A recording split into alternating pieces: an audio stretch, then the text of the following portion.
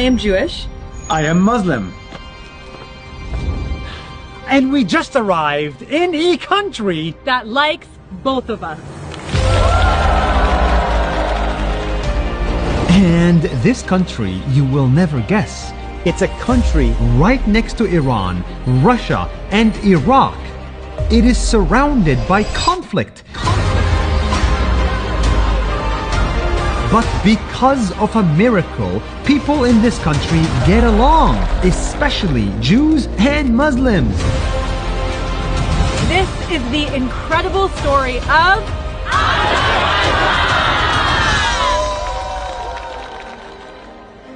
In Azerbaijan, there are more than 30,000 Jews and 10 million Muslims, living mostly in peace. Here, there is a town that is 100% Jewish. It's the last Jewish town outside of Israel. It has its own synagogues, schools, language, and traditions. In this country, there is a full government building dedicated to religious affairs for all religions. And in the heart of the capital, we saw beautiful mosques, beautiful churches, and synagogues right next to each other. In the same mosque, both sects of Islam pray, the Shia and the Sunni. They share the same mosque and the same prayers. This is very rare. In the churches, Muslims and Jews come to celebrate local holidays with their fellow Christians. Did you know that this building, this church, was actually built by an Azerbaijani Muslim? A Muslim built He financed this and he built this building that we are standing in now, a church. A church. It's beautiful. It's so beautiful. In the synagogues, rabbis practice their religion freely for thousands of years. He just had his grandson's bar mitzvah yesterday, and representatives from the Muslim and Christian community came to celebrate his grandson. There are Jewish schools in this Muslim country dedicated to helping Jewish people keep their identity and learn their language. It was even opened by the president himself. People don't just live next to each other, they also marry each other. Like this woman, who is a product of both Jews and Muslims. Hi, my name is Ayla. My mother is a Jewish, but my father is a Muslim.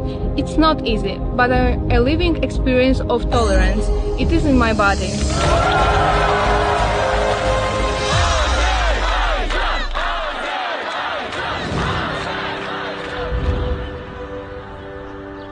Why do you think this is happening in this country?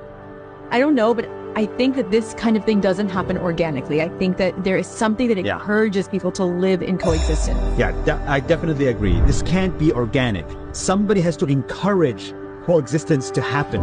Like, that's why there's a ministry for religious tolerance. There's an encouragement that people should get along. But it's not just that. It's also in the culture. These people have lived here for thousands of years together, regardless of religion. Actually, I think Azerbaijan is on the Silk Road.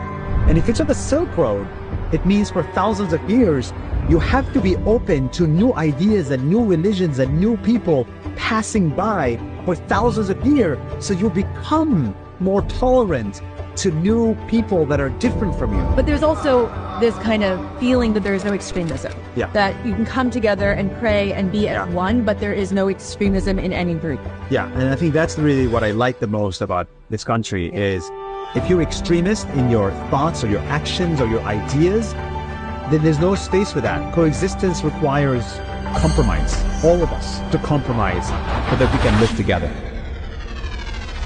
After 5 days of touring the country, meeting locals, celebrating traditions, and eating good food, we are leaving Azerbaijan excited. Because coexistence is possible.